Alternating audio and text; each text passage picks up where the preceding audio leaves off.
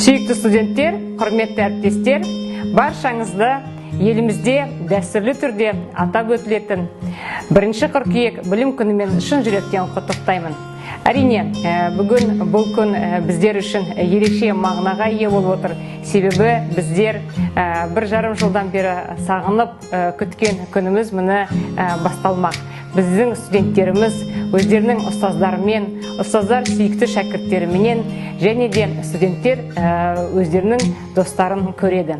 Сондықтан сіздерге баршаңызға жемісті және сәтті бір жыл тілеймін. Өздеріңіз білетіңіздей, биылғы жылы еліміздің тәуелсіздігінің 30 жылдығымен тұспа-тұс келген университетіміздің 30 жылдығы қарсаңында өте көптеген керемет іс-шаралар жоспарлануда.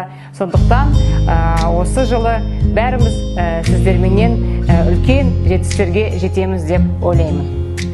Kımbatlı dostlar, kımbatlı studentler, 1 Kırköyük, 1 Sentiyabr bilim günü, Alkaslı Kongav günü kutlu olsun.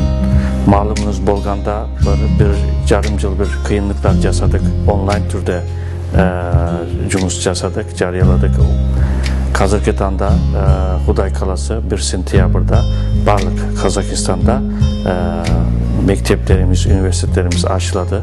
Bizde Ahmet Yesevi, Hoca Ahmet Yesevi, Kazak Türk Üniversitesi dayımız barlık studentlerimizi üniversitemizde kütüdürümüz 1 Sentiyabr, 1 Kırköyük bilim günümüz kutlu olsun.